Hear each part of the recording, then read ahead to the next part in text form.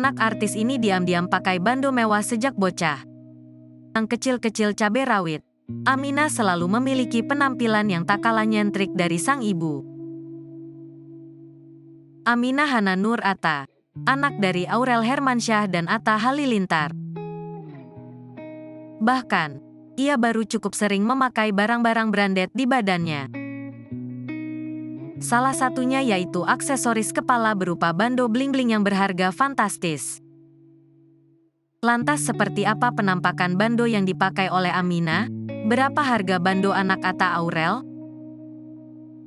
Melansir dari akun Instagram @fashion_Aureli_Hermansyah_Atta, Aminah terlihat mengenakan bando berwarna merah dengan aksen batu-batu kristal.